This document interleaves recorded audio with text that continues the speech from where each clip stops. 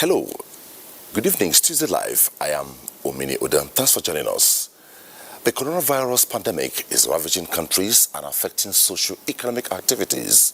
It is reported that tens of millions of people are being quarantined worldwide, with fears that COVID-19 could spread further and force several economies into recession, going by the impact of the disease, for which countries like Italy shutting down the International Monetary Fund called on governments to globally join forces and put up aggressive financial supports that include direct payment to workers and businesses.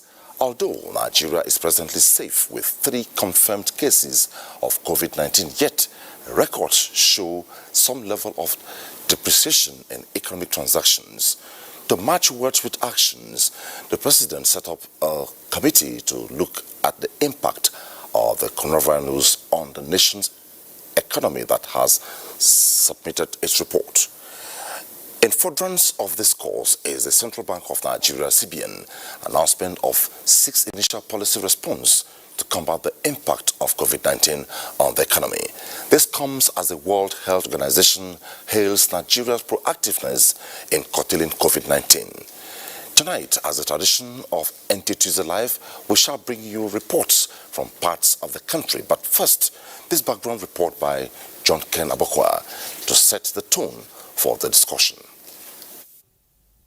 In December 2019, the central Chinese city of Wuhan witnessed the emergence of the novel coronavirus, which affected many people within a short period. This eventually became a global health threat, as it has led to more than 6,400 deaths, with about 160,000 people infected globally. 80% of the people that will get COVID-19 will have mild to no symptoms at all. About 15% will have more severe disease, but those people are usually older people or people with underlying disease like hypertension, diabetes, heart disease, people that are immunocompromised. In 5% of the cases, you'll have people that will have critical cases. So I tell people the first thing is don't panic. Nigeria recorded its first case of COVID-19 in February 2020, and Lagos, being one of the nation's windows to the international communities, became the first access point. The state was ready to contain the virus. For us here in Lagos, everything that needs to be done, we're doing, and we're ready. Our facility has been fortified to continue, if need be, of any form of tests and containment. Since then, government has intensified public awareness and increased surveillance. The tracing, tracking, and isolation of those who had close contact with the index case led to the prompt identification of the secondary case, a Nigerian in Ogun State. Less than 3 weeks after, the secondary case has tested negative, while the index case is in a stable condition. However, a third case, this time a Nigerian female from the UK, has been confirmed in Lagos. We have a 30-year-old Nigerian who went to the United Kingdom earlier on in the month, and she returned on the 13th of March after a 10-day stay in the United Kingdom. We started the contact tracing process. Thankfully, she obeyed the instructions and she confined herself to her home, where she's only been in contact with her immediate family. That helps us tremendously because it limits our contact tracing to the manifest of the flight, which is BA75. As authorities continue to ensure that coronavirus does not spread across Nigeria, it is imperative for all to stay safe by adopting proper hygienic practices.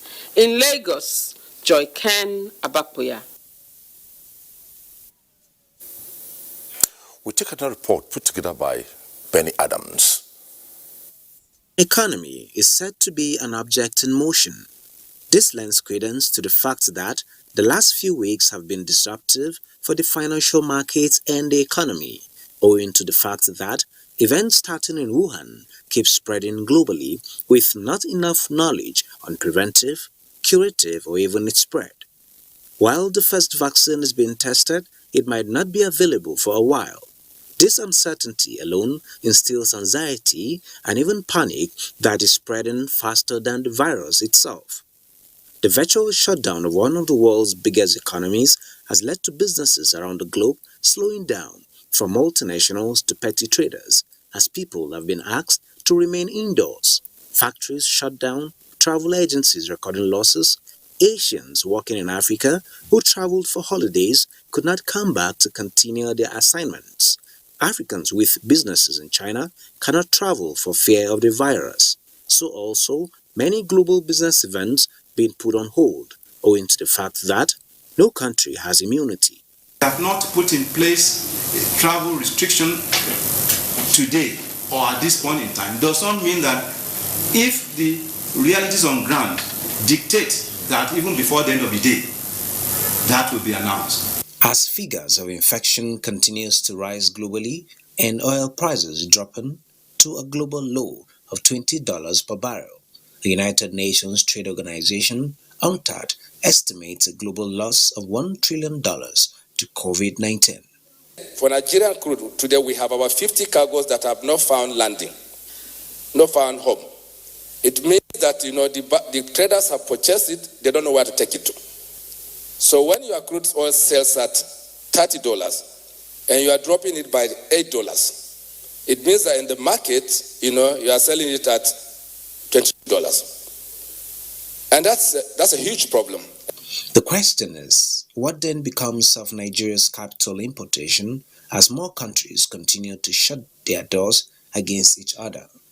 After facing the realities of the health crisis, what we do expect is that there will be very serious economic crisis. Indeed, some are already saying that whether we like it or not, the global economy will certainly go into recession.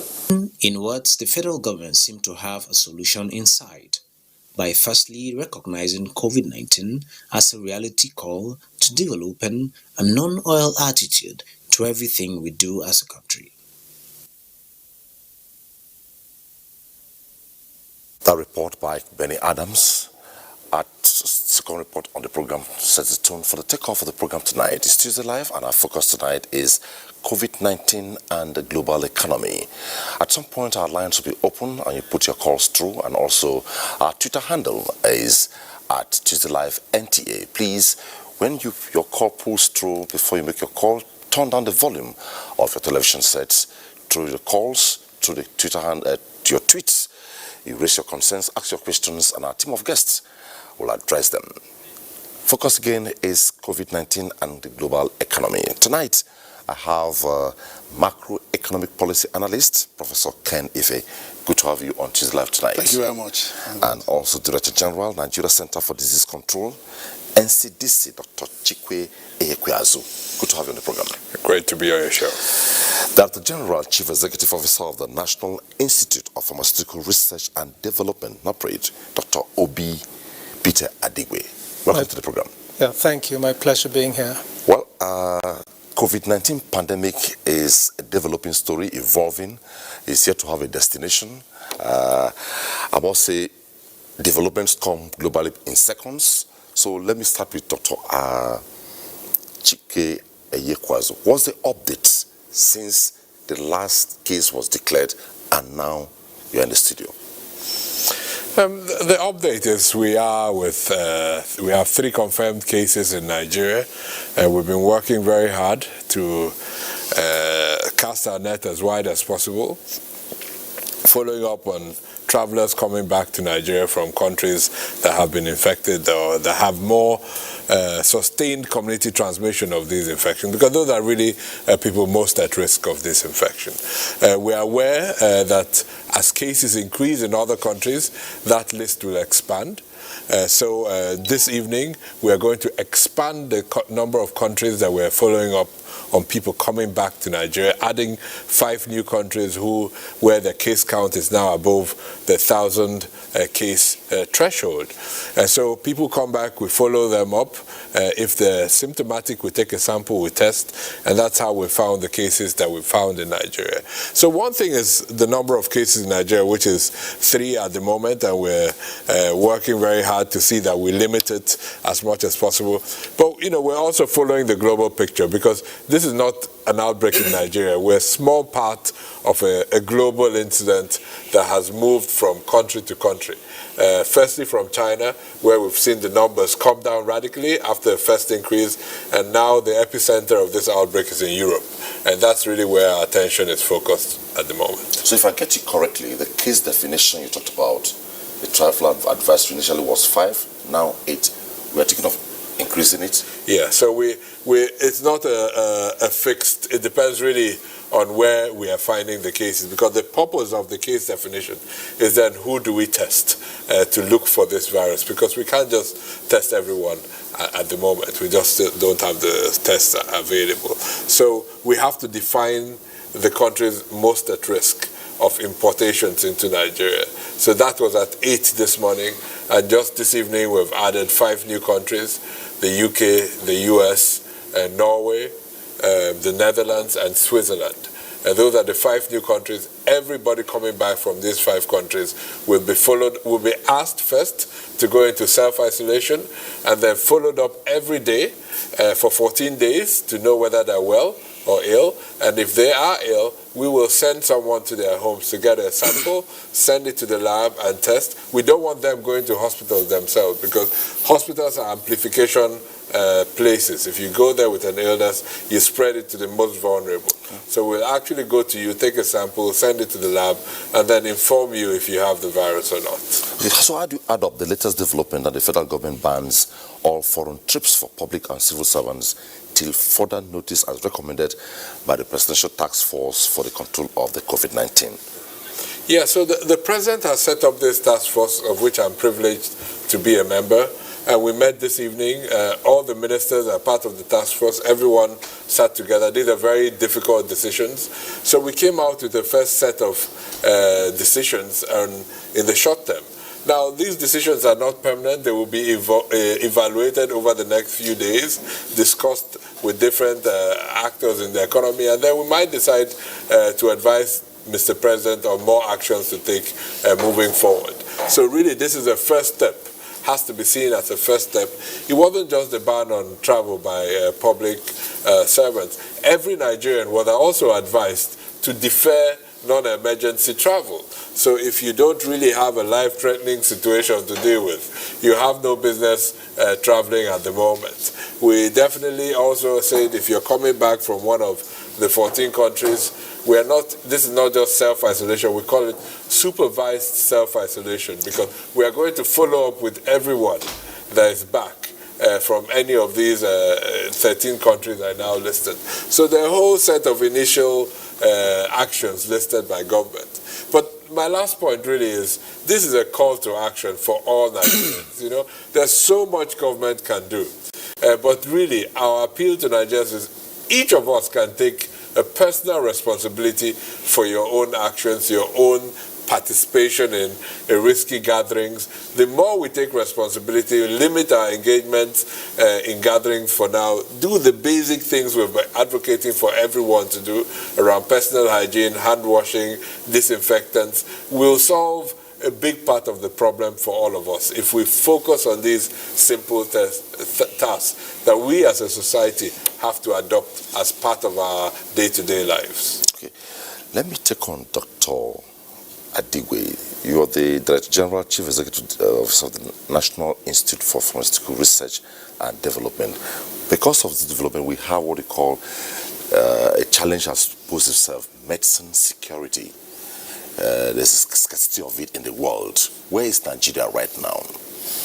Yeah, so the medicine security concept is a concept we articulated a few years ago, which basically argues that unless a people are able to determine, how the medicines are produced, how these medicines are distributed, that particular population will not be able to guarantee a sustainable supply of safe, affordable, and effective medicines for their people. And the fact that this particular outbreak started in China, who you know in terms of medicines is like the world's manufacturer, has translated to a disruption in supply chains. So China manufactures APIs, that's active pharmaceutical ingredients, which they send to other countries who now manufacture the medicines from the APIs. And because this particular outbreak started in China and there was a disruption because they had to control their population's movement, factories were shut down and all that. That gap, that particular shutdown has now started to translate to a gap in other countries' ability to either manufacture medicines or import medicines for their own people. And for Nigeria, we're not where we're meant to be. However, because of certain decisions that this particular government made over the past 6-7 years, we're in a better place than we would have been pre-2016. And I'll give you specific examples. Before 2016, almost all the medicines that were being imported into Nigeria came in at a 0% tariff. Meanwhile, for manufacturers in Nigeria, they had to pay some tariff to bring in equipment and other inputs. And the Manufacturers Association called out to the government. Government was responsive. And in the 2016 fiscal policy, 4 categories of medicines were ring-fenced for local manufacturers to have an advantage: alkaloids, antibiotics, antimalarials, and hematinics. So what happened was that government listened to the medicine security cries of the local manufacturers, their argument that they had adequate capacity to supply Nigerians in these categories. And what government did was to place a 20% import adjustment tax on those 4 categories. And what this translated to within the industry was an expansion in the nation's ability to manufacture those particular categories. So if that particular intervention wasn't put in place by this government in 2016, you can see very clearly that we would have been in a worse-off situation. Additionally, other policies that government had put in place include Executive Order number 3 and Executive Order number 5. These are both executive orders that speak to increasing local content across the industry, across all sectors, as well as encouraging local procurement of locally manufactured medicines. I think that is Section 4F of the 3rd Executive Order. So these are all actions that government had put in place in line with the medicine security cause that has been going on across the years, which makes Nigeria in a slightly better position in terms of medicine security compared to its peers. But it's not yet a huru. A lot more needs to be done, and I think this particular outbreak is meant to be a wake-up call for everybody. So given the circumstance, has that triggered any discovery by your institute? Well, because we hear the sanitizers are there, but not very much available. Yes, well, so I wouldn't credit NIPRID for discovering the sanitizer. What we did basically was in reaction to the scarcity, and I mean it's not a Nigerian scarcity; it's across the world. I was surprised on the telly this morning in America. They literally had empty shelves. Even people like Louis Vuitton in Italy have come out to say they're going to start manufacturing hand sanitizers. Well, tell them that NIPRID got there first. So what we did in NIPRID was, when this shortage started, we said, how can we contribute to ensuring that the supply chain remains? And we validated and contextualized several formulas. presented a product developed within NIPRID to the Honorable Minister of Health, who now, directed that we present this to Nigerians. And that presentation was very, very symbolic for several reasons. First of all is that it reassured Nigerians that there is capacity to do these things in country. Second of all, it stimulated an increase in the amount of other people who had similar capacity to come to the fore.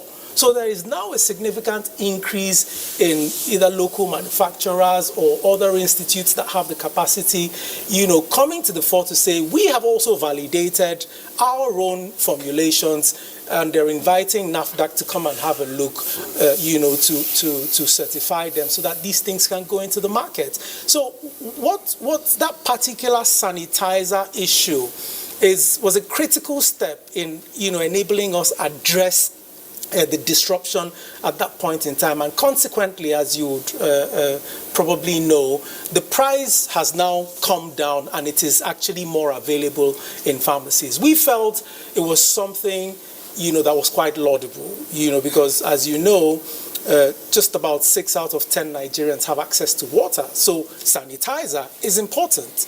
And the availability of the sanitizer, is a critical step that will help in helping to disrupt and control the outbreak. It could be available. Is it also affordable? Yes, I would say yes. And like I said, we're making a lot of effort to, it's economics. The more there is, the lower the price will come. In addition to the one that we product developed in NIPRID, something else that we did was to activate artificial intelligence and machine learning capabilities to start to put together a database of local manufacturers that had excess capacity, which they can use to contract manufacture. So far, we have somewhere between 10 and 20 already validated, manufacturers that have excess capacity. As you know, industries are tooled to run 3 shifts. A lot of them run only 1 shift. So them putting their additional 2 shifts in the market and other people coming to engage, to use up those 2 shifts will help to make the supply, more available, and consequently the price will come down. Okay, Professor Kenneth, I'll come to you. Let me take on I'm fine. Dr. I'm enjoying the discussion. Now, so much intervention has been put in place. Listening to you from various media platforms, radio, TV, social media, you have just been there. You and invariably the Minister of Health. You have said so much. What is the plan regarding the new wave now in mitigating COVID-19 pandemic in the world? Social distancing. What are the plans in Nigeria? So, we're all in this together. No country can really be safe, even China, until the rest of the world is free from this disease, or it has reached a level of circulation that is no longer at an epidemic level. So we have to consider this not as something that will come and go in a few months, but something that will either be with us for quite a while or eventually until we get a vaccine that will limit transmission across the world. Which means, inevitably, that we have to really think about what we can all do ourselves. Social distancing is a fancy word for a few simple things that we're all encouraging each other to do. And it is a challenge for us as a society because most of our social norms encourage, very close greetings. Men shake hands with each other severally during a single conversation, not to talk about when I see you for the first time. We hug, we celebrate each other. And so it's very challenging to now say, listen, for as long as this outbreak is imminent, please let's not get as close as we have been used to getting with each other. It also means, and that's a personal responsibility, but it also has implications for gatherings. you would have seen that Mr. President just this morning announced the postponement of the National Sports Festival. We have come out with guidelines about mass gatherings that have to happen, enabling people to make critical choices. Mr. President may at some point have a view about mass gatherings altogether, but until he makes that announcement or decision, we came up with guidelines at NCDC to enable people make decisions on the gathering that they have and what to do. And some of these things you think would be obvious. You know, if you go to many schools in Nigeria with thousands of children in them, and you know, you find that they have 1 or 2 bathrooms and maybe 1 hand washing basin. So we really have to provide people the opportunities to carry out this personal hygiene that we've been talking about. And you know, keep a certain level of distance wherever it's possible, especially in venues or outside where you don't know who it is. So it's a complex social cultural change that we're calling on people to carry out for the next few weeks or months, depending on how long this goes. But this is really the price that we have to pay, and we have seen it work. You know, when I was in China a few weeks, maybe a month ago, to understand what they did in order to control that outbreak. This was really what they did. By stopping contact with each other, keeping people isolated if you're a patient, if you're a case, and really stopping any form of social gathering. It was a big price to pay. But it was because of that price that they're now able to restart their economy. And Dr. Adigo was talking about the impact of China in APIs. It is the same with almost every aspect of life, and they produce a lot. And so when the economy is not working, it's a big problem for China, but it's also a big problem for the rest of the world. So in summary, we have seen that it is possible, even when you have a large outbreak, to get it under control. We don't want to even have a big outbreak in Nigeria. So even if there was a case coming into Nigeria, we don't want it to have the opportunity of spreading. It cannot spread if there's nobody to spread it to. Okay. The virus only has the opportunity to spread if we're in close contact with each other, and then it goes from one person to the other. Well, you can be part of the conversation tonight. Our focus is COVID-19 pandemic and the global economy. You can be part of the conversation through our phone call, our phone number displayed on the screen, also through our Twitter handle at TuesdayLiveNTA. Our first caller tonight is calling in from Lagos, Michael. Hello, Michael.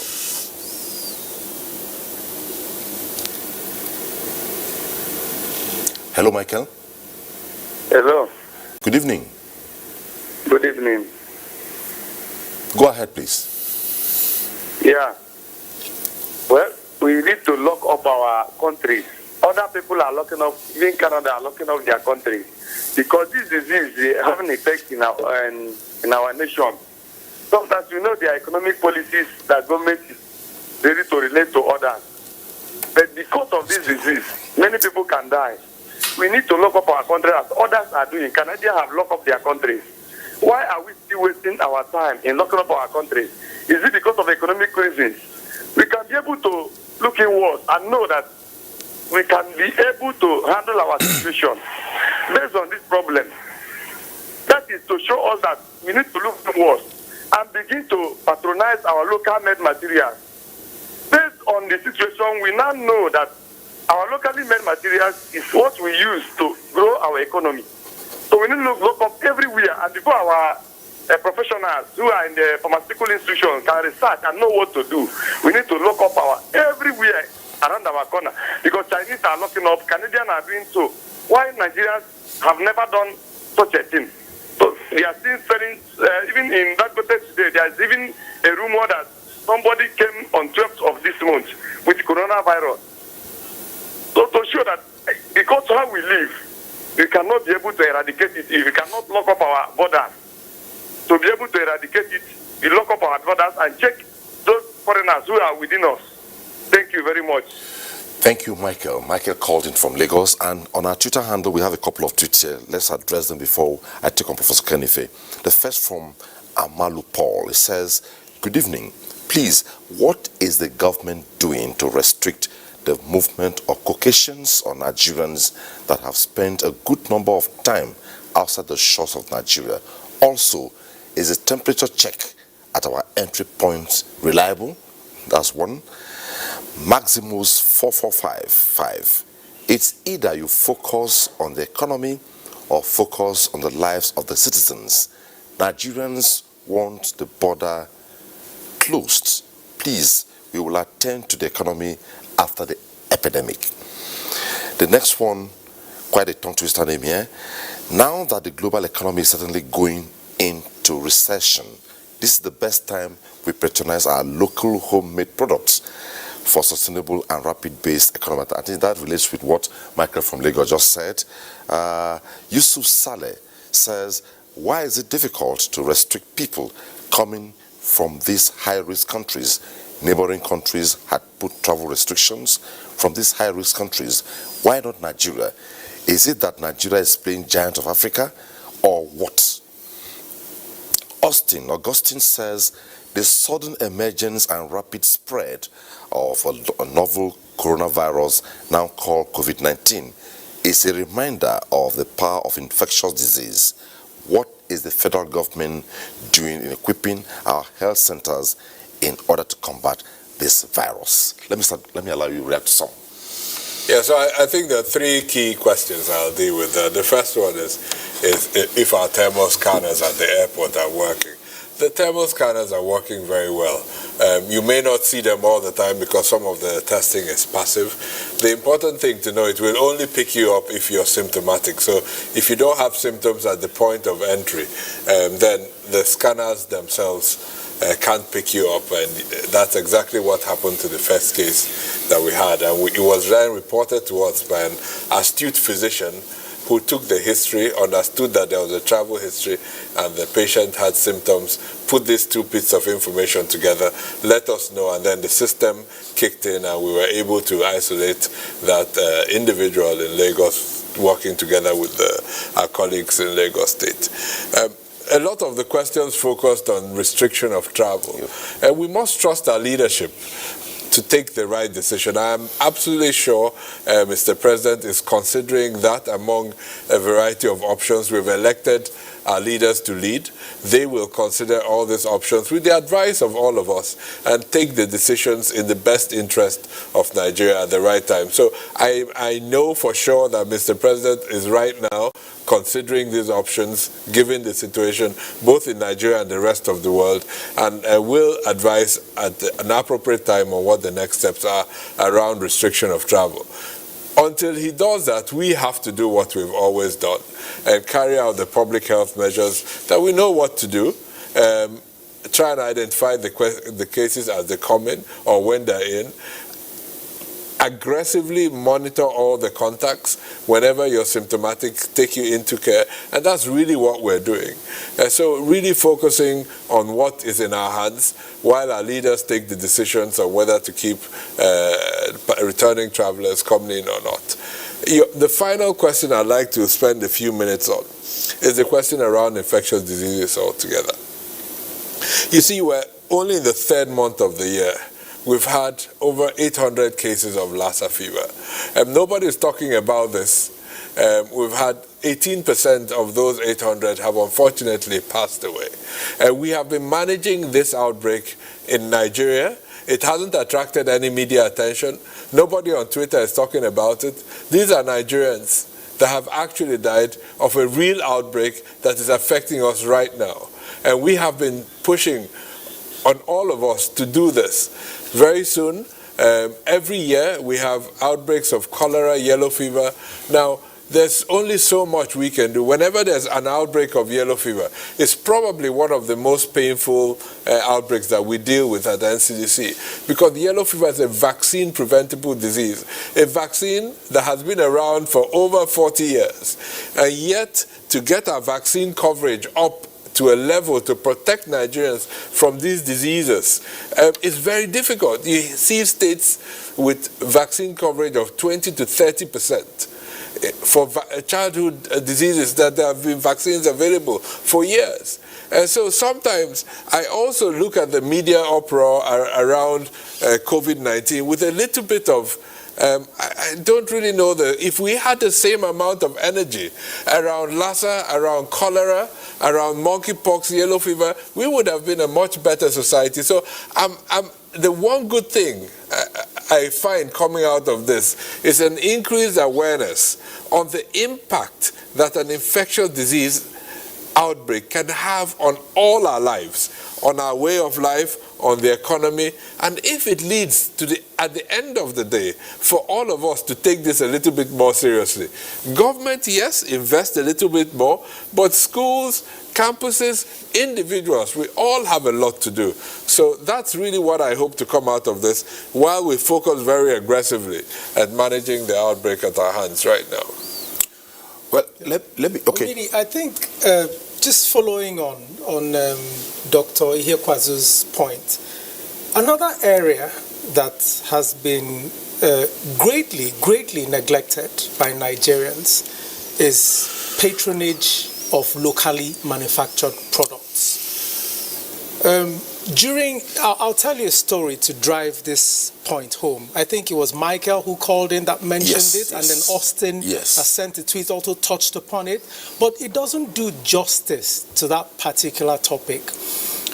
When we started validating some of the local manufacturers that indicated interest in joining our database, I heard some heart-rending stories from the local manufacturers. I think it was 6 years ago we dealt with Ebola.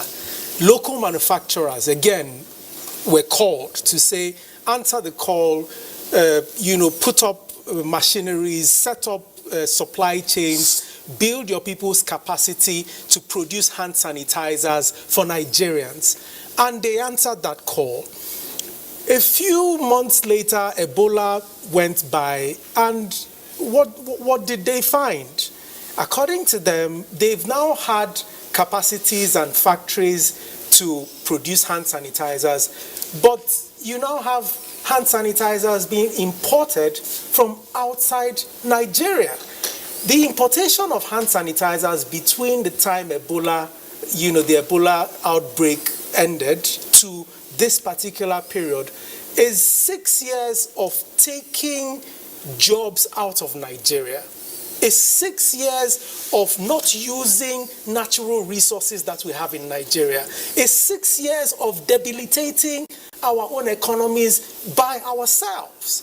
This particular variant that was produced in NIPRID, product developed in NIPRID, is we sourced the raw material from the alcohol from a manufacturer. Could you shift the glass so that we can have it beautiful, From a manufacturer who has a plant in Kogi State. So his alcohol is sourced from cassava in Kogi State. The eucalyptus here is from Kaduna State.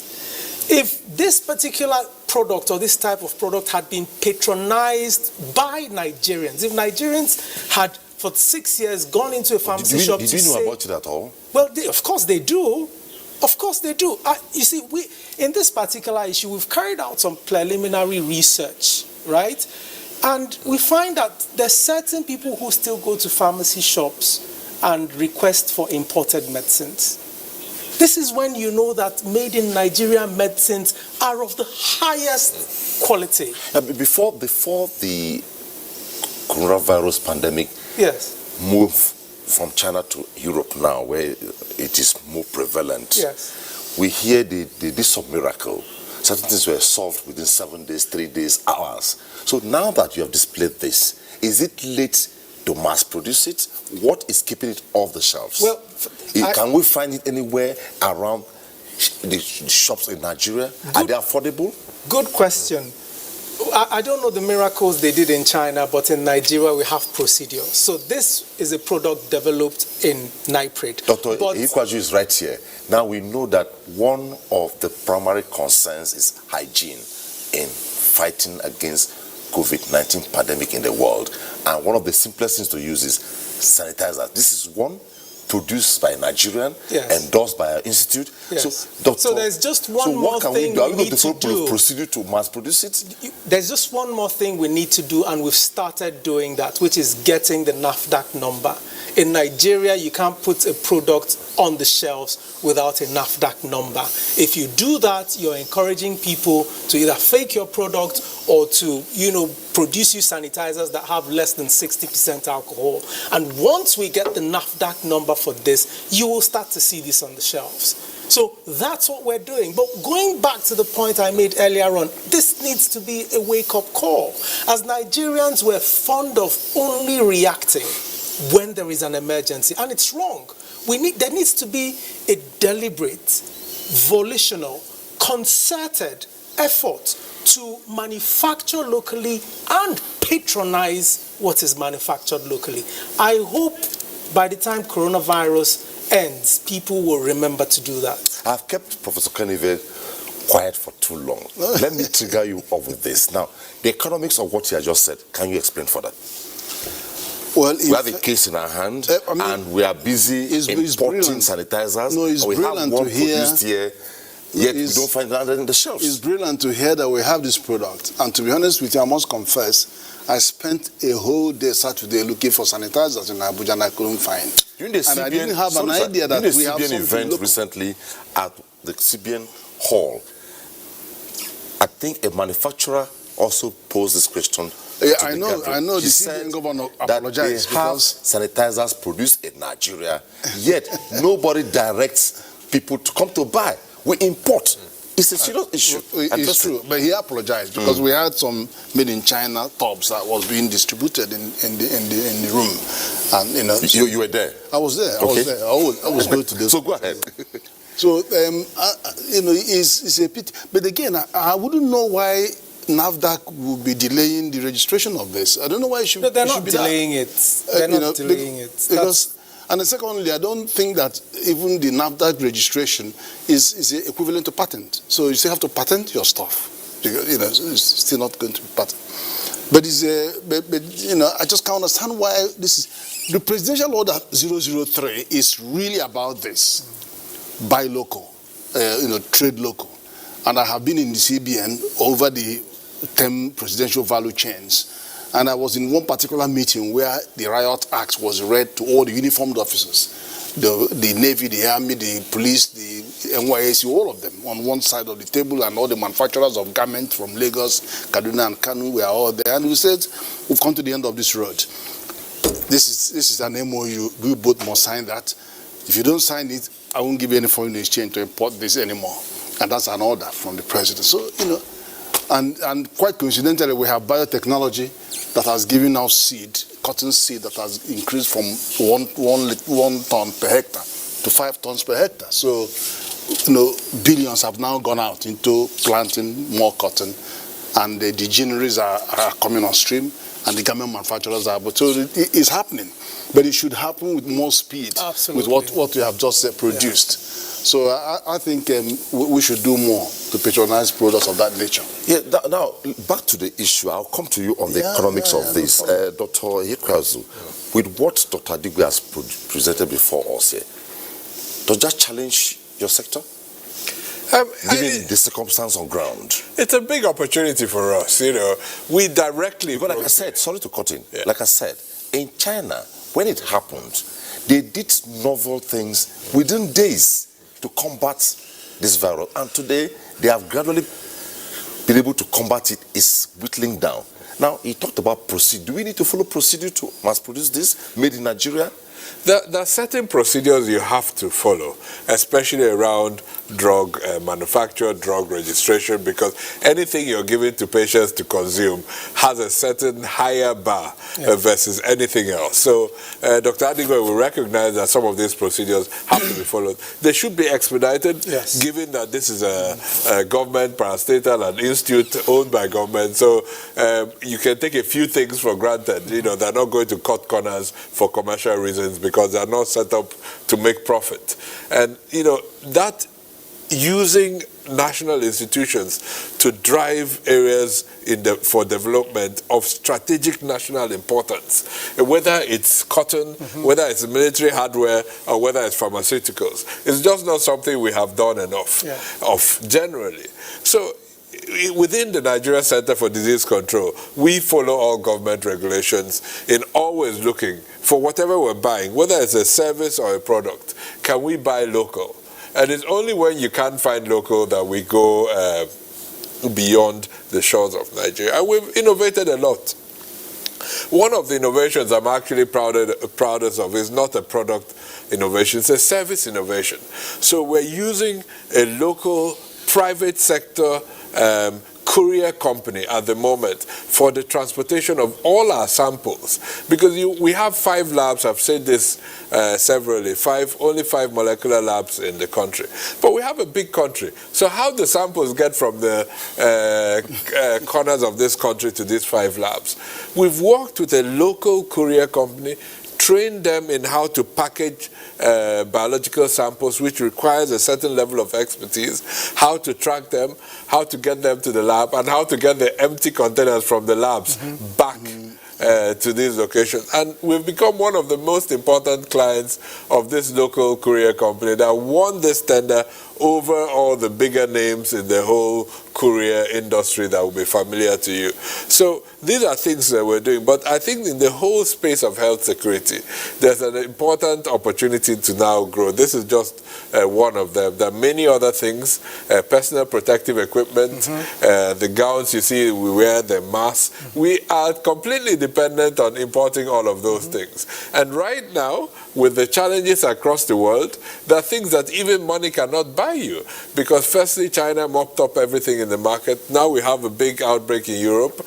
They're buying up whatever is left. They have the manufacturing expertise to produce more when they need more. We are completely dependent on imports. So this is an area where we really have to work together with industry, identify areas of strategic national importance, where with 200 million people we can develop our own demand, because we have the market, we have the need, so we need to work together, tell our colleagues in the manufacturing side, this is what we need. We tell our colleagues in CBN, please support the financing for the bacteria, that we will buy the products. So I think there's a lot of internal economical engineering that needs to happen to make our country better. And if you listen to the determination of the colleagues on this panel, you feel that it is possible to make it work. Well, if you're just joining us, it's Tuesday Live, and our focus tonight is the COVID-19 pandemic and the global economy. At some point, we'll be taking some reports dotting the landscape of the country to see what people are doing and to mitigate this. But quickly, before we take those reports, I know that Dr. Ikwazu is quite busy. Let's take a few tweets that have come in again, and I've kept Professor Kenife for fine. too long. We have 2 hours to go. Now, quickly, there's this one that says, Ehidiamen says, he says, Honorable Minister, I'm sure he's referring to you. Here is the DG of the National Center for Disease Control. Kindly clarify the case of the Dangote staff suspected to have the virus. The NCDC Twitter handle was tagged, but we still have no update to disprove or confirm this issue. So this is a very simple issue. The Honorable Minister of Health has given a commitment, right, that we will announce every new positive case of corona. We have no benefit in hiding this, right? What we don't encourage is the public transmission of personal information, company information, which is basically what has happened in this case. So rest assured, if that individual ended up being positive for coronavirus, we would have announced it, or we will announce it. If it hasn't been announced, then there's only one conclusion to draw. But I will not, on national TV, tell you that Emeka Adewusi from Lagos in number 2 Ikoyi Road tested positive. No, we don't give out personal information about patients, about their companies, about their parents, about their villages. This is not the work that we do. We're here to protect the health of Nigerians, and the Honorable Minister of Health and the agency I lead are committed to be open and transparent to Nigerians with the information that they need to control the outbreak. So the Honorable Minister gives press briefings 3 days a week, every week, and has made a commitment that he will personally announce all new confirmed cases. So if that case has not been announced, rest assured that is not a positive case in Nigeria. The last three before we take down reports, Abdulaziz Ibrahim says, should a student return to United Kingdom for continuation of his studies next week? Is it safe? What precautionary measures should he take at the airport to reach London safe? Roland Ogwara says, we have seen how this virus spreads in very developed countries, starts and trickles and grows exponentially. Please, travel restrictions should be put in place. It's a wake-up call, quite all right, but right now we should try as much as possible to reduce sources on entry. Obinna Kelvin says, since the scanner can only detect those that are symptomatic, that means that those who are positive but asymptomatic would not be detected. Is there no risk of transmission from these asymptomatic carriers? Maybe the last one. Yeah, so let me start with the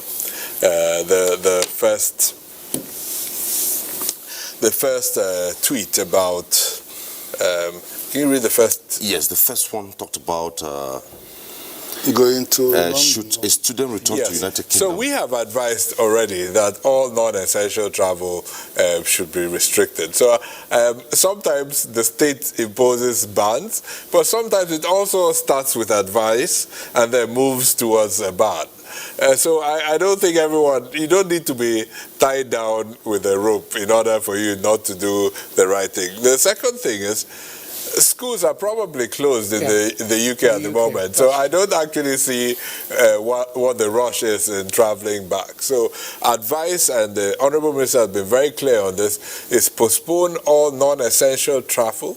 That might ultimately change to more enforceable measures, but right now that's our advice, to postpone all non-essential travel. The question with the scanners is absolutely right, and there's no one intervention for this virus that will solve all the problem. It's a collection of interventions. So, like I said, the first individual that came into Nigeria was not symptomatic when he came in.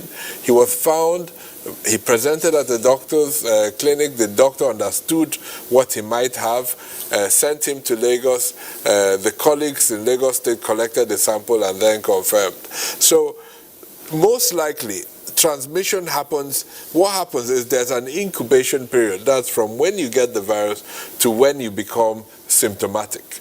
And that's what we call the incubation period. And many people that are said to be asymptomatic are actually within the incubation period. That person from Italy ultimately did get symptoms and then infected one other individual. There's very little transmission that happens with asymptomatic cases, so people that don't have symptoms at all. We've found them. We don't think they contribute a significant part to transmission, because this is a virus that is transmitted by droplets. Droplet means, you sneeze and it comes up, but it drops. So it's not airborne. So yes, it's a collection of efforts together that will lead to a reduction in transmission of this virus. Okay, Dr. Yikwazu will leave us at some point, but we'll take a break. When we return from the break, we'll take a couple of reports. He will respond to some questions, then at some point we'll excuse him. Quite intriguing that this program is centered around him, but we'll have to plead with you to be with us for some time. So we'll take a break. When we return, we'll take some reports. After the reports, he will respond to some questions, then we'll allow him to go. Stay with us.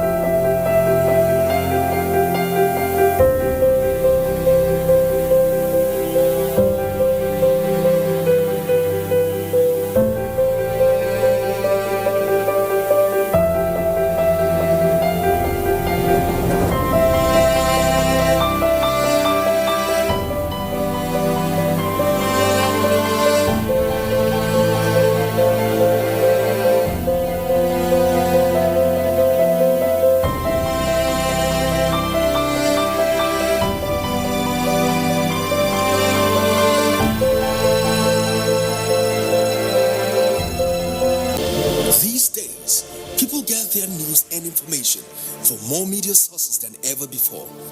Some of the news and information given are fake, unverified, doctored, and manufactured to create confusion, stir disaffection, and cause disunity. Before you believe or share any news, ask yourself, is this real? Is it from a credible source? Is it verified or verifiable? Fake news is dangerous. Whether you do it for fun or for political gains, real people can get hurt. Fake news, don't create it, don't spread it. This is a public service announcement from NTA. You can follow us on all our social media platforms: Facebook at NTA Network News, Instagram at NTA Network, Twitter at NTA News Now, YouTube at NTA News Online, or visit www.nta.ng. For live streaming, visit www.nta.ng/live. Now, you can stay updated on the go, be it on your TV, iPhone, laptop, or iPad, or download the NTA mobile application from your Play Store or App Store. NTA, you can beat the rich.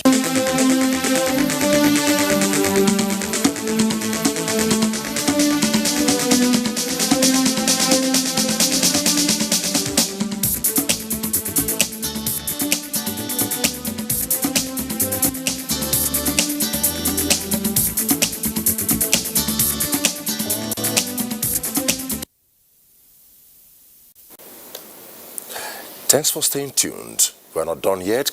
COVID-19 pandemic and the global economy. We told you at the beginning of the program we shall be going around the country to bring you reports to have a feel of what it is like across the country. We begin with Ibadan. Emerging evidence from the coronavirus outbreak, COVID-19 shows that the right to health is inextricably tied to economic growth, jobs, and other facets of social and economic life. Public institutions like the University of Ibadan have adopted measures in preparedness to checkmate the spread of COVID-19 to the states. We have put in place proactive measures to make sure that in case anything happens, so the medical team should be able to cope any eventualities. What we have adopted is what we call education. We keep sending out messages of enlightenment to encourage right action, to encourage activities that will promote health and reduce the burden of disease generally. From all indications, the shortage of products from China is affecting companies around the world. Nigeria is not left out, as this is having negative impact on the economy of the country. My Chinese customers, they are in Nigeria here. They cannot come here. They cannot go out anyhow.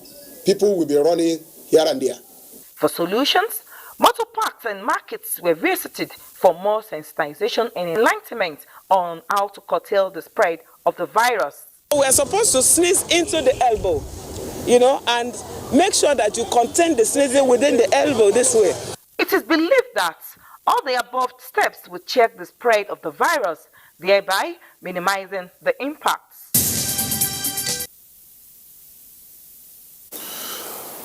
Our next stop is Kano.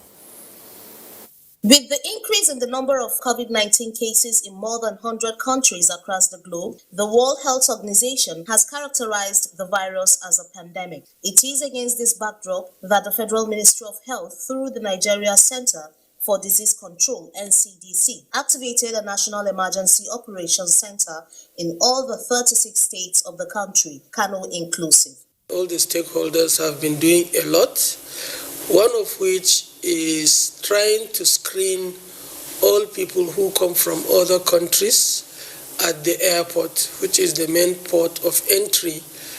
The social mobilization component is also taking place so as to contain the epidemic by enlightening people.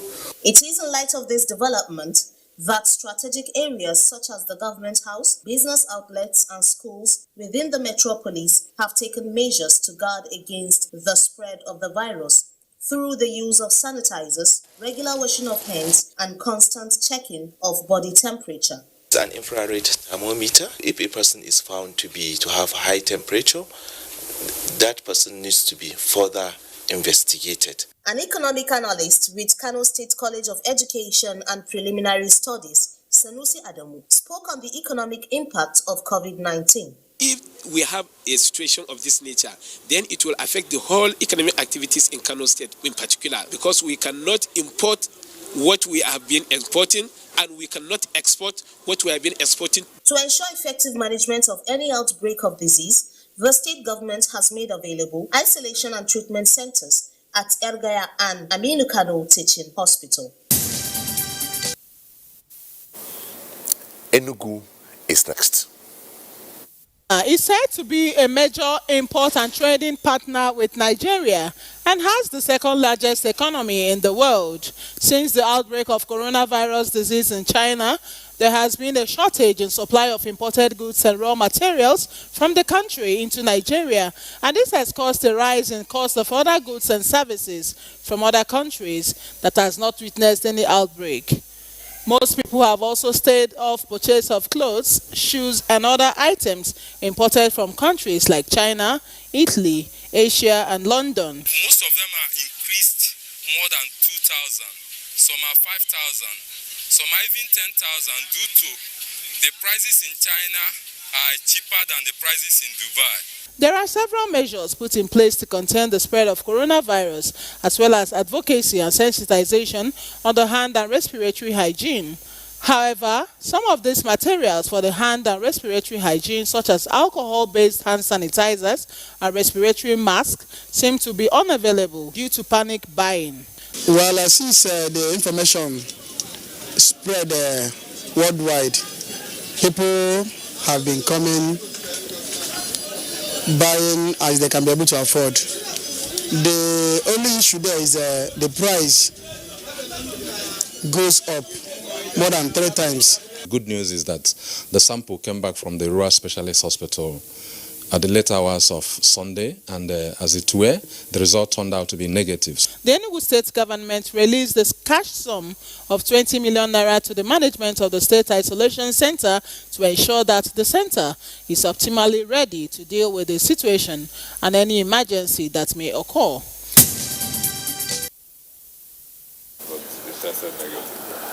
Thanks for staying tuned. Our focus once again is COVID-19 pandemic and the global economy. Well, our reports from Ibadan, Kano and Enugu dwells basically on the economics of this whole pandemic.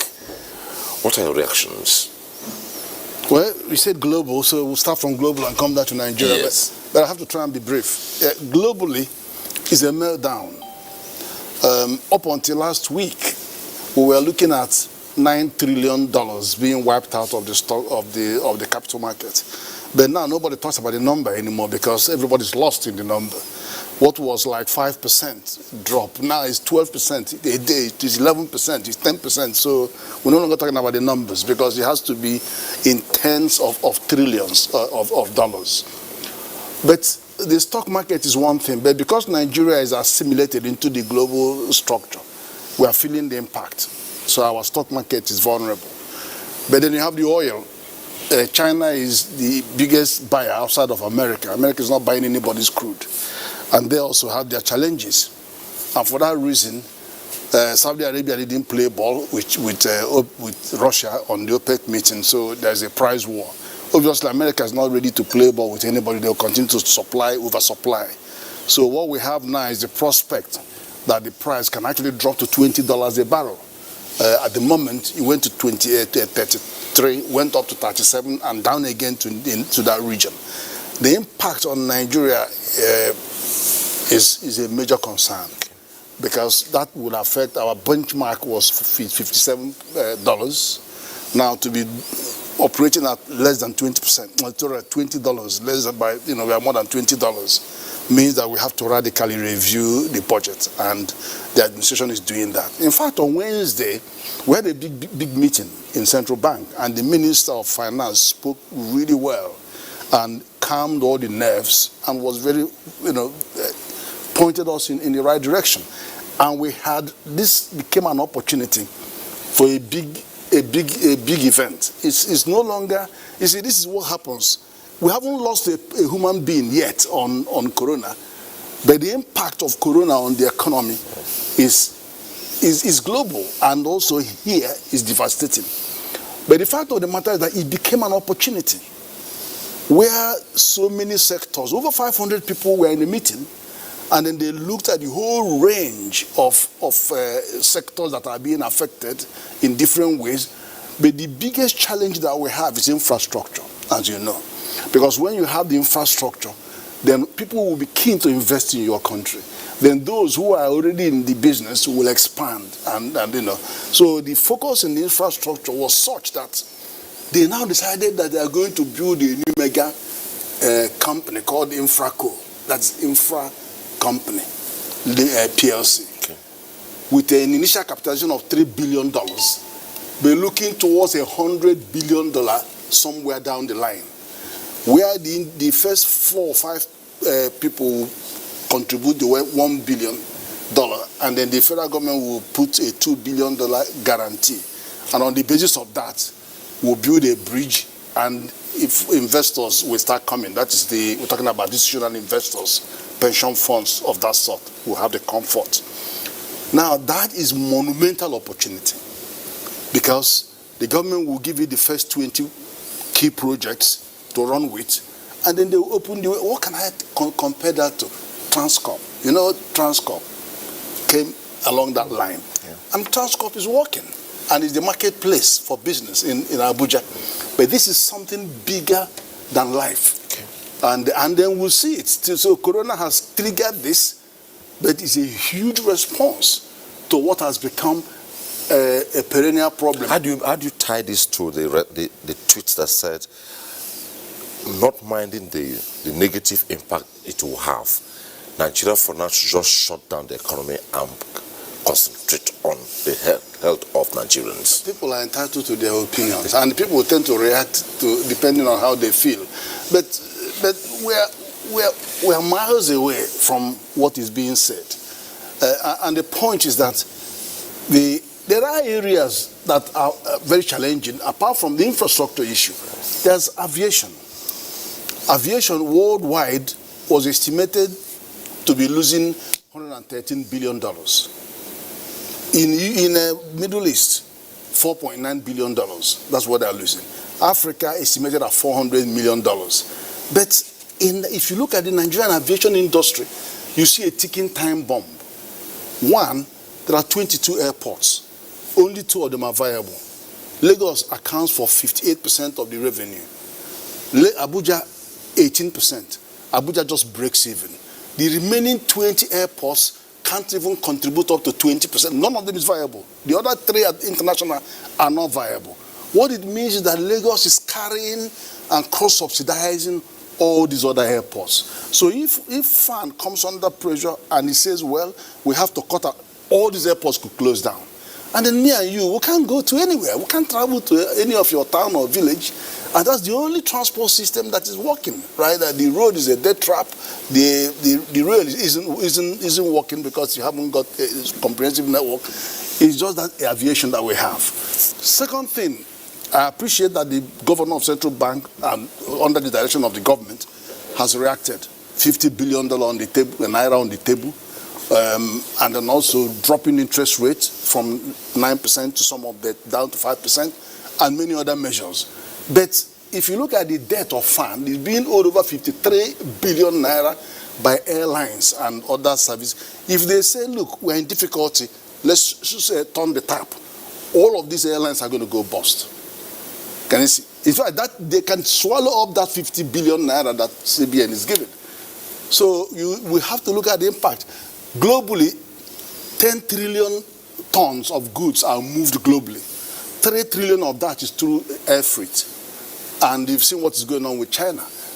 Most people have suspended their flight to China. And China is the powerhouse. He's just explained to you how they've disrupted the supply chain. And that also affects aviation. And then passenger traffic, of course, is disrupted. So you now see this industry as one that supports 3 times its size in terms of GDP. And so we have to protect it. How do you protect it? I simply say to the president, he has already asked for them to be exempted from having to remit their revenue, but do something immediately that stop it using fiat. And then when the assembly is ready with their enactment, then that's, otherwise we're going to have far more problem than we expect. If it goes down in Lagos, at least 20 to 30% of Lagos economy is going to be in trouble. Okay. And then you have so many hospitality industry, so many industries that depend on it. Okay. Dr. Ikwaju, before I let you go, 2 tweets here you respond to, and also just for emphasis, you need to talk more about, as much as you've told us at the beginning of this program, that the president is working towards making a pronouncement regarding social distancing. But it's very, very crucial here, given the fact that we are very, very traditional when it comes to greetings, interactions. But in Italy, for instance, when they were all asked to stay at home, the team whittled down. In the morning, they recite the national anthem, but you stay at home. I think this morning I cited one of the countries, they do exercises while staying at home. But with this, it works. But quickly, this tweet from Nandom Wuyep says, are scanners used in other public places across Nigeria or only at our ports of entry? Are there trained volunteers on standby if the virus overwhelms the regular health workers? Have we maximized employees' ability to work remotely or from home if the situation warrants? Follow up. Good evening to our guest on Tuesday Live. Is there any support the Nigerian government is giving to pharmaceutical companies with regards to production of vaccines for the biological terrorists to the so-called COVID-19 pharmacist Uma? I'll leave that to you. Maybe the first one. I touch on social distancing. Yeah, so on the issue of social distancing, I really, this is not an area that we need to wait for Mr. President to announce and tell us what to do. We need to wait for Mr. President in terms of flights and, the bigger public sector interventions. But in terms of social distancing, the advice is out there. We need to take on that advice, and each of us as individuals carry it out. The reason why you don't have thermal, we're not pushing for thermal scanners all over the local economy is right now all the cases in Nigeria have been imported cases. So the most at-risk point at the moment is airports. And the scanners themselves don't tell you whether you have COVID-19 or not. There are many other causes of fever that the scanners can pick up if you're just going into a hotel somewhere. So the issue really is, this is about detecting importations. Once you come in with a fever, a series of actions take place and a sample is collected, sent to the lab and all of that. But to build on a bigger premise before I drop the mic, so to speak, is our level of threat is ultimately dependent on 2 things. What something is causing the risk, and what resilience have we built to absorb that risk. And if we have built sufficient resilience over years, then even if there's a threat, our vulnerability is not as much because we have invested in building up the necessary defenses. One of the most important investments, I think, post-Ebola was the setting up of the Nigeria Center for Disease Control. Many countries don't have a center like this with the expertise, as small as we are, that is being built up to deal with emergencies like this, with the lab staff, the technicians, virologists, microbiologists, and epidemiologists. This is a journey. So we have to keep pushing on this, build up what we're doing at a national level. Don't drop the ball after this epidemic. So I hope that NTA will remember us post the outbreak. We hope that the rest of society will remember some of these messages after the outbreak, because investments in things like NCDC are a painful investment. It's like investing in insurance policy, because when we buy insurance, we hope never to use it, because nobody buys insurance hoping that there will be a fire in your home and therefore I will use my insurance to pay for it. We pay for it knowing that that expense will go We hope not to have a fire, but we're happy to pay for the insurance. And that's the same way we have to think about investments in Nigeria's health security, that these are necessary investments so that we can sleep at night, knowing that there are people thinking about these small viruses. That, there's a lot of talk about closing airports, stopping flights, and we may get to that situation. But there's nothing to say that another virus will not emerge in a few months' time, right? So how often are we going to close our airports and shut the country down? So we have to start thinking a little bit differently about the threats that we face around infectious diseases.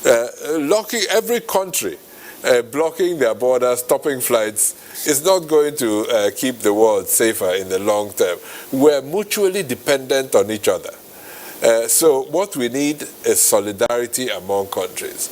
An unfortunate trend has happened that many countries have gone down a single line of action. The action carried out by Ghana a few days ago, you might argue that they've taken an action in the best interest of their country. And they have the right to do so. But remember, there's free travel across West Africa.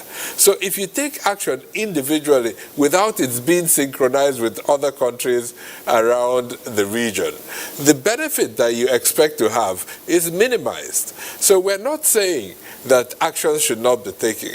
What we're saying is that we must come together at different levels of our regions, either in West Africa or in Africa, and say, listen, how do we take actions with everything considered? So in this case, there's been a lot of uproar today on all social media panels. But I know that the president is taking this very seriously and considering everything that needs to be considered to protect our health. Yes, the few cases that we have is an important consideration, but the president, as a leader of this country, has to consider all other aspects of this. And remember, many people are dependent on travel to stay alive. Every day people are traveling for essential medical care for all sorts of reasons. So I'm not saying one reason outweighs the other. I'm saying let's give the leadership of the country the time they need to make this decision while we do what we need to do in the trenches to protect Nigerians from getting infected. Can I just add something? Okay.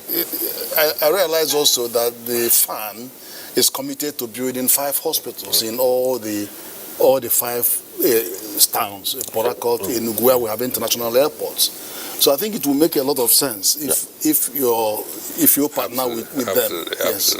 Okay, Dr. Dikwe, maybe respond to this. Yes. Is there any support the Nigerian government is giving to pharmaceutical companies with regards to production of vaccines for this biological terrorist so-called COVID-19? Well, I can't answer the biological terrorist aspect COVID-19 of this particular tweet, but I can provide some insight as to Nigeria's efforts in terms of building vaccines capacity. Incidentally, I was privileged to have been the executive secretary of the Pharmaceutical Manufacturers Group prior to my appointment as Director General by my principal, President Muhammadu Buhari. And while I was wearing that cap, that was the period they had the meningitis outbreak a few years ago. And PMG Man was at the forefront of calling out the need for action to develop local capacity in vaccines manufacturing. Chikwe, you would remember, you invited me for a CEPI meeting. And as part of the efforts that PMG Man put in place then, and as part of government's responsiveness, the government of the Federal Republic of Nigeria formed a partnership with the local manufacturers, I think for a tune of about 6 billion naira, and that particular partnership led to the formation of a company called BioVaccines, which is meant for producing vaccines locally. So that is a step a big step in the right direction that the federal government has taken in terms of developing local capacity to manufacture vaccines. Now, in terms of funding, again, I will draw from my experience from my days in PMG-MAN. I'm aware and I'm privy to documents that local manufacturers had made requesting for an intervention fund, pharmaceutical manufacturing expansion and export fund from the government. I can't remember the exact figure, but that discussion has been ongoing. And based on this new interests of the CBN governor, the Ministry of Finance and other key stakeholders, rest assured that NIPRID will pick up the gauntlet again to ensure that that funding gets to local manufacturers to catalyze medicine security in Nigeria. Thank you so much, Dr. At this point, I must thank Dr. Chikwe Ihekweazu, Director General, Nigeria Center for Disease Control, for being part of the program tonight. Thank you very much. Well, we'll take a break now. When we return, the conversation continues. COVID-19 pandemic and the global economy. Don't go away.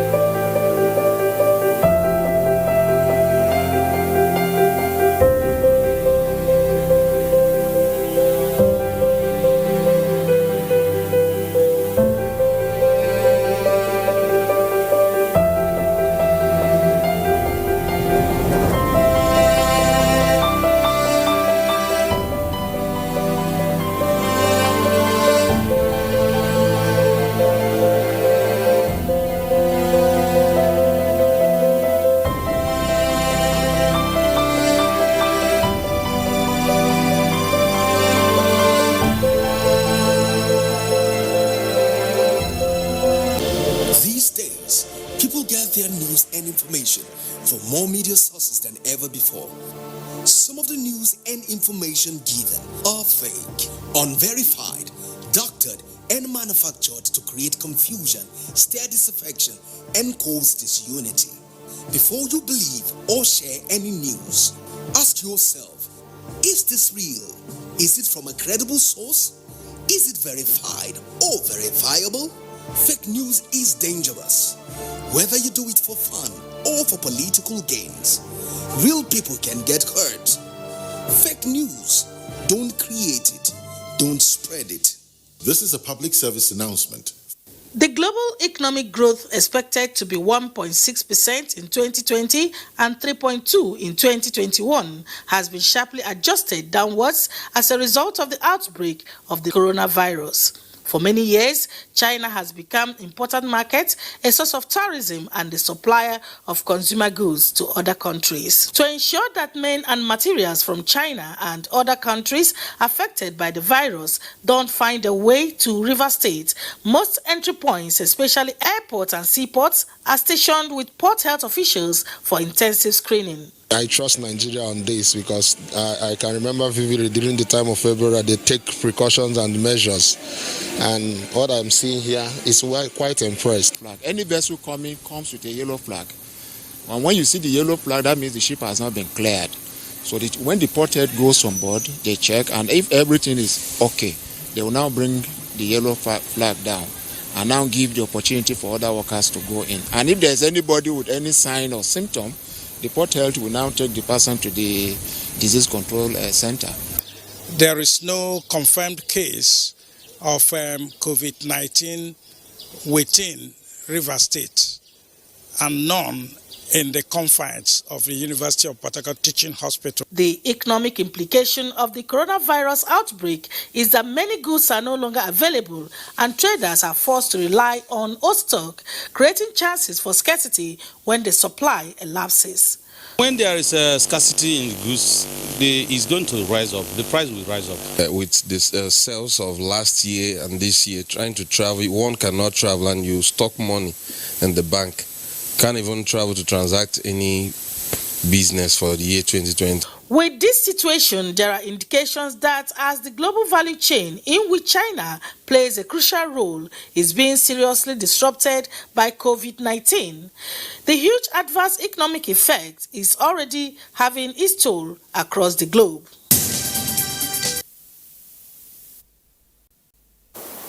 We take the report from Maiduguri.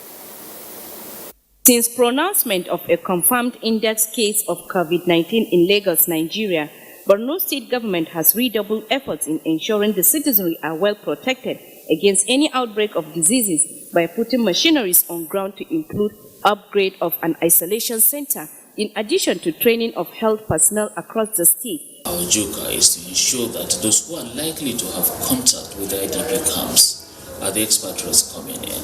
And once we're able to screen it properly at the airport, we believe that we will be able to pick this to a larger extent without even getting it into town. As part of efforts to curtail the menace of COVID-19, Federal Ministry of Health through Port Health Services, in collaboration with government, have taken stringent steps to screen all passengers coming into the state at the Maiduguri International Airport, in addition to awareness amongst drivers who operate at designated motor parks in the state.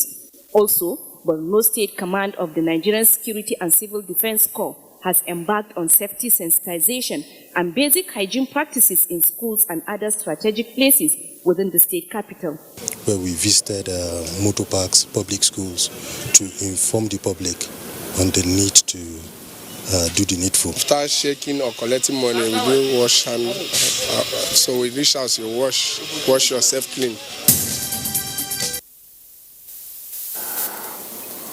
We take yet another report from Aba. Believed to be one of the final destinations for goods imported from China and some European countries. From textiles to leather and other household items, a typical Monday in Aba is always characterized by commercial activities, attracting buyers from different parts of the country and beyond. Since the outbreak of coronavirus, many thought it would not have effects on trading activities in Aba, but the spread of the virus to other countries of the world, including Africa, the fear is beginning to be felt on not just trading activities, but on socials, which has indirectly sent a wrong signal to the market and visitors.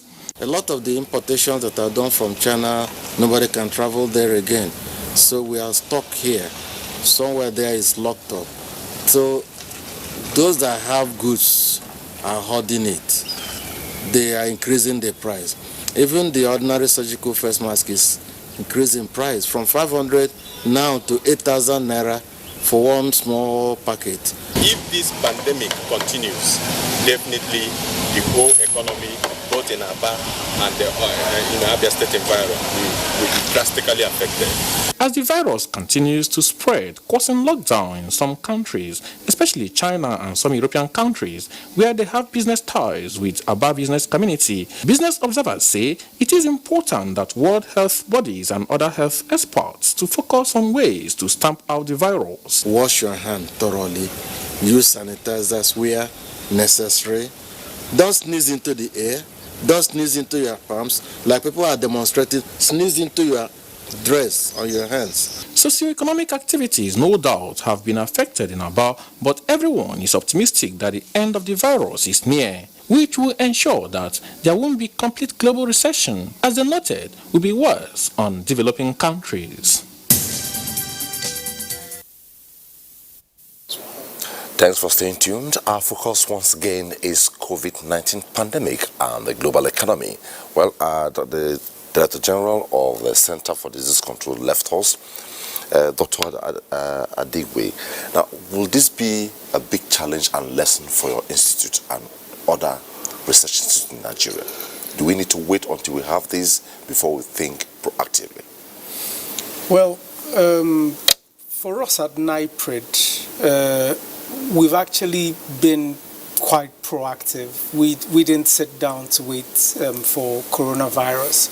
At NIPRID, one of the key things that we've done over the past year and a half is focusing on getting research outputs into products and processes that touch people's lives.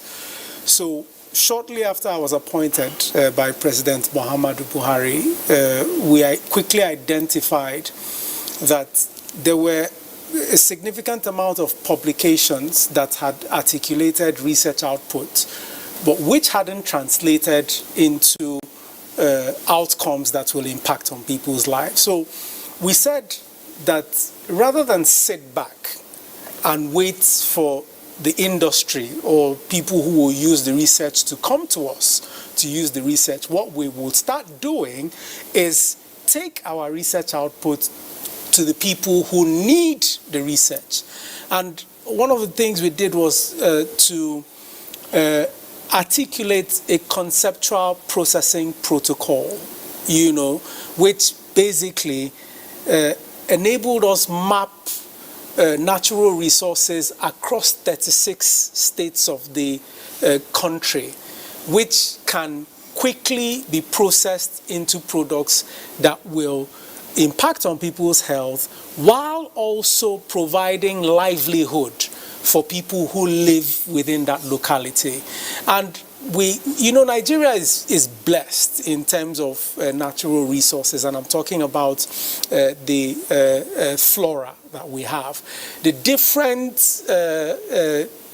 zones and soil conditions and climatic regions across Nigeria encourages the growth of very high quality plants, in different parts of Nigeria. So based on the work that we did on the contextual processing protocol, we started to reach out to state governors to say, you have plant 1, 2, 3 in your locality.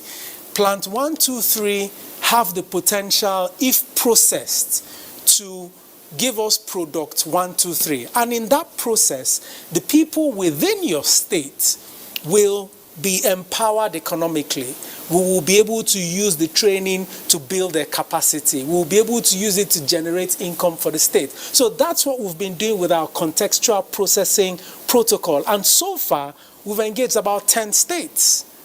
And, we've reached advanced levels with a few of them. So NIPRID hadn't been sitting down and waiting for coronavirus. And in terms of coronavirus, you'll be interested to find out that we've actually started to put together a model, that can start to look at phytomedicines that we have in our library that may have either activity or be an adjunct, to treatment of someone who comes down with this coronavirus. So, for instance, NIPRID has copyrighted a product which is immune modulatory. So, as you know, coronavirus the coronavirus, when it hits an individual, it's more severe in either the elderly or people who are immune compromised. So, NIPRID has a product called Niprimune, which helps to bolster the immune system. And we're now trying to ensure that we, superimpose this particular product to a profile of someone who has been affected by coronavirus, so that, God forbid, if it gets here, we can say to government and to the people of Nigeria, here is a product that you can use as an adjunct. So these are just two examples of a cornucopia of different things that we've been doing in NIPRID. Okay, we are not done yet. We'll take more reports, beginning this time from Sokoto. While recent reports of COVID-19 indicates that Europe is now the epicenter of the disease, authorities in Sokoto State, Nigeria, are beefing up measures to guard against its spread after 2 cases recorded in Lagos. Designated 2 centers for isolation of patients, one in the teaching hospital and the other one at the infectious diseases hospital, Amanawa. And we shall intensify surveillance, and this is very important, working closely with the NCDC and the port health that are on ground here with us, especially at point of interest, at the borders, at the Ilela border, Sabon Birni border, as well as the international airport. Officials here in NYSC orientation camp in Wamako are not leaving anything to chance as they step up precautionary measures by taking temperatures of new corps members coming into the camp. While enlightenment at port of entry, such as motor parks, remain low, border communities in the state have intensified enlightenment campaign. We even sensitize the people for the way they are taking care of themselves, environmental sanitation, wash hand before eating, wash hand after eating, before entering the toilet, and so on and so forth. Meanwhile, socio-economic activities continues as the authorities remain alert.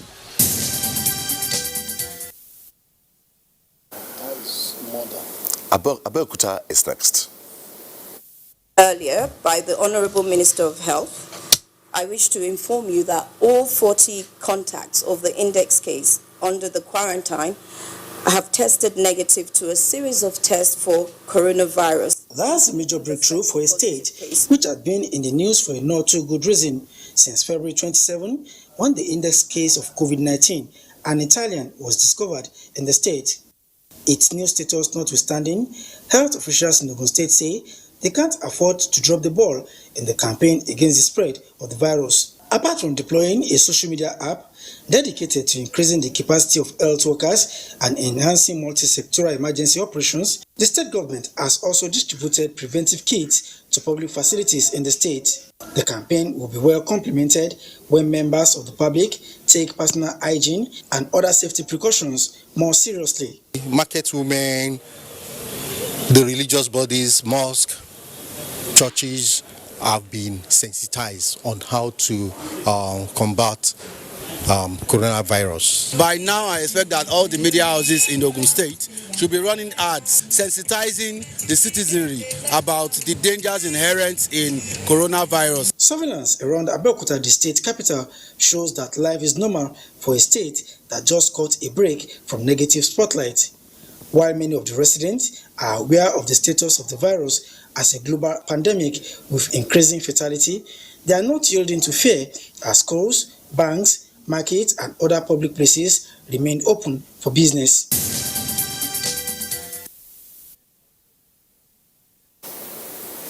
Tuesday Live is an audience participative program. We also took our microphones to the streets to feel a pulse of what Nigerians are saying and understand about COVID-19 pandemic. It has an effect on the economy because we've seen the news of the worldwide stock markets collapsing. A lot of the world's production goes on in China, and with parts of China shutting down over the last couple of months, that has led to a reduction in production of different sorts of things. And so the businesses that rely on those things being produced have obviously been affected by this shutdown of activity. It has affected most of the activities because most activities are being shut down. Like schools are being shut down as a result of the disease, the virus. Schools are being shut down as a result of the virus. And most gatherings, people don't gather together anymore. That really causes panic. Economy has to do with business, and business are all about movement. And when movement is restricted, it affects supply and demand. The other area, maybe based on edible things like food, people will be fearing whether how it's being packaged, those that are packaging it, those involved in packaging the especially food items, because nobody wants to die and everyone wants to go to heaven. The impact on the economies is very, very bad because the negative aspect of it, a lot of the business are being shutting down. The flights are not flying.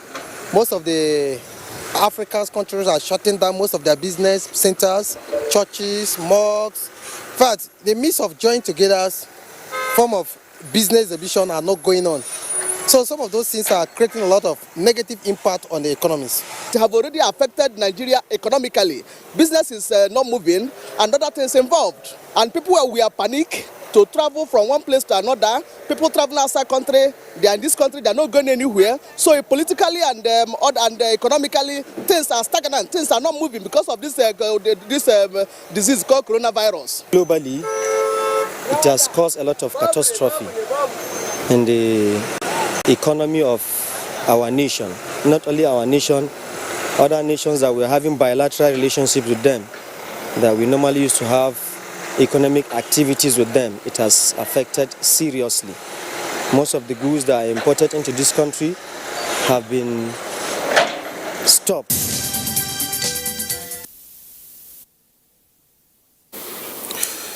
Those are the views of Nigerians. And back to the studio, Professor Kenife. Now, with this development, now you heard me ask Dr. Adigwe, what is the lesson for NIPRI? Now, for Nigeria, we talked so much about consuming made in Nigeria, encouraging local production. Now, with what has played out,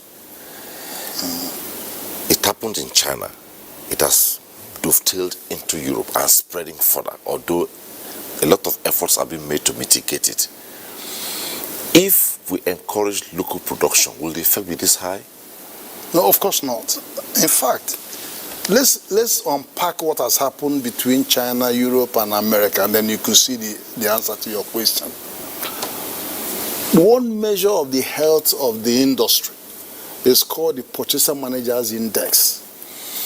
Now, for China, it dropped from 52 down to 26. I'm sure it would have even dropped to 20 or so by now, which as I'm talking about as of a few days ago.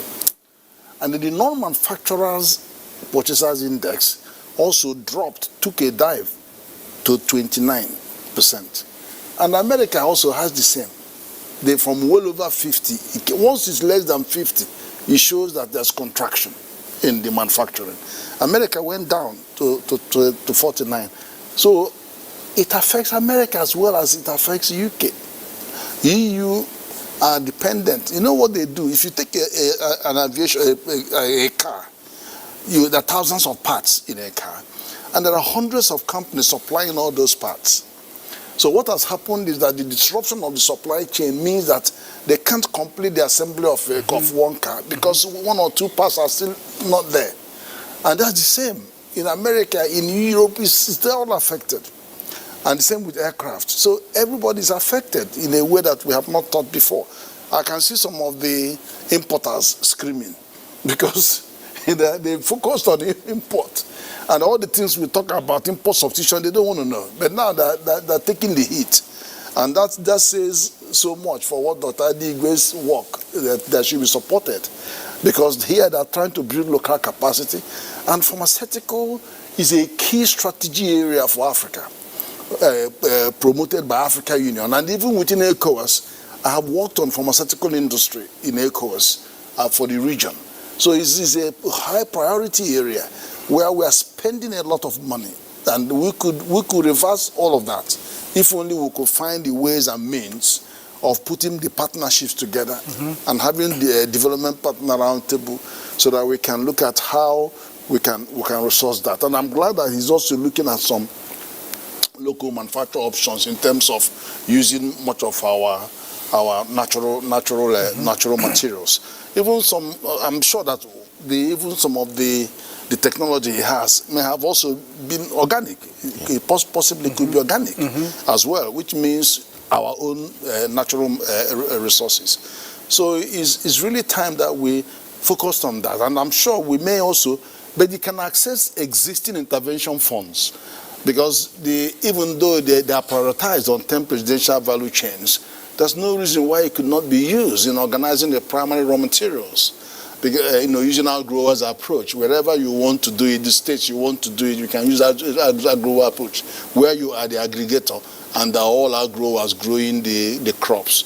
And we've seen some things like hibiscus making their way. We've seen some other ingredients that are natural. I heard about bitter leaf combined with a saint leaf and the extract used to do something. I'm not sure whether it was even to do with the coronavirus, but there are things. And even Senegal has produced something that China is using now, and they're saying that it's helping them make recoveries. A lot of people are recovering from Senegalese doctors that produce something, and China has tested it and is working in China. And also here, Professor Wu did something, and they are testing that in America. So, you know, it is our time. It's our time to explode, because we have all those natural ingredients here. Okay, Dr. Dikwe. Just to add this, conclude. Just to ride on what he said, there are 5 levels of a country's pharmaceutical maturity.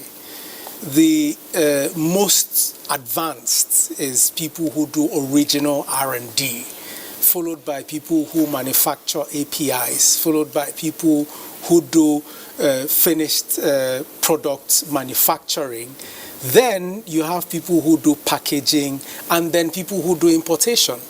Majority of the countries in Africa vary between importation and finished product manufacturing. Nigeria is in the middle, finished product manufacturing, and we've been at that level for close to 2 decades now. And our argument is that we should have done a backward integration to APIs and subsequent reverse engineering, or whatever you want to call it, value chain addition from finished product manufacturing to production of APIs and to original R&D. And I'll tell you why this is particularly painful to us at NIPRID. NIPRID has an API model laboratory where the thinking was that we would use petrochemicals from Nigeria's refineries and put it through our model laboratory and bring out APIs and use that model laboratory to train Nigerians and demonstrate to the world that production of APIs is possible in Nigeria. But we've needed less than 100 million to complete and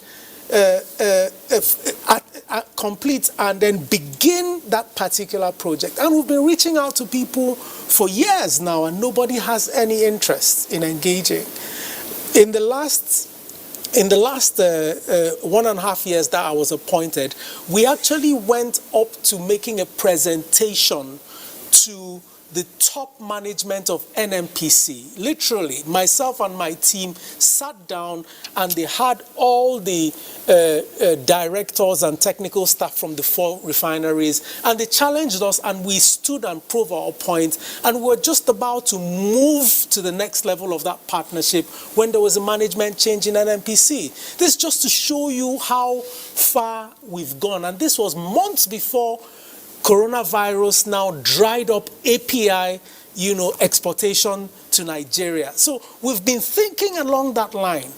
And so, yes, this is a wake-up call, but it's something that every stakeholder, for that API project, if NIPRID, NNPC, and the Ministry of Finance take upon it as a project, in 18 to 24 months, you will see some outcome from API manufacturing in Nigeria. Okay, then to the question.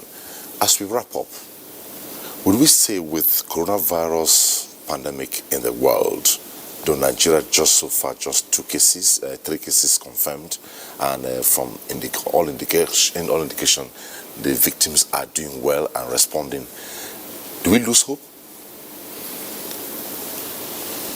I think we should be cautiously optimistic. Okay. So, the government is doing everything it can, to ensure that there is no spread within the country. There are 5 laboratories that have the capacity to quickly detect the virus. There are isolation centers in all major cities. Screening is going on. There's a lot of, just like your reports have shown, there's a lot of information out there. This tempo should not be reduced. As far as we keep up this tempo, there are leaflets going out, people know what to do, there is social distancing, we should be cautiously optimistic. However, we must take two lessons away from this coronavirus outbreak. Frequently, we underestimate the role of healthcare in our lives. Coronavirus has demonstrated to us that without health, you have nothing. You have nothing. I mean, I would argue with people who, would place things like politics, policy, economics before healthcare. If your producer, for instance, had 3 interviews lined up, one a political interview, another one an economic interview, and the third a healthcare interview, health is usually put at the back burner. It's wrong. If you do not have health, you have nothing. So we need to prioritize health in everything that we do. Secondly, medicine's security. Unless you can determine how your medicines are manufactured and distributed for your people, you will not be able to guarantee sustainable access to medicines. Nigeria, amongst the other African countries, is on top in terms of pharmaceutical manufacturing. So we have the potential not only to address the needs of our population, we have the potential to emerge as the hub for pharmaceutical manufacturing for the whole of Africa. That is a market that's worth $50 billion a year. So we need to prioritize medicine security. Okay, Dr. Kenife. Well, I agree with him. It's music. What he's saying is music to my ear because I've worked on that agenda. So let's look at the economic perspective of it.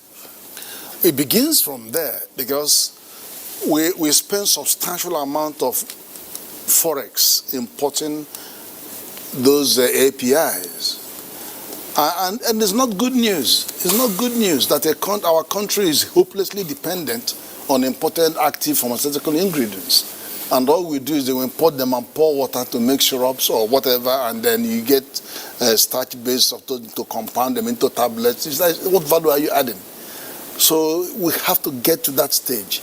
But again, there are high politics as well involved in that, because you raise the question, why is it that in terms of procurement, the same American company that has a branch in Nigeria or in Africa, they will not approve the product made by them within Africa when it comes. There's a big politics in there.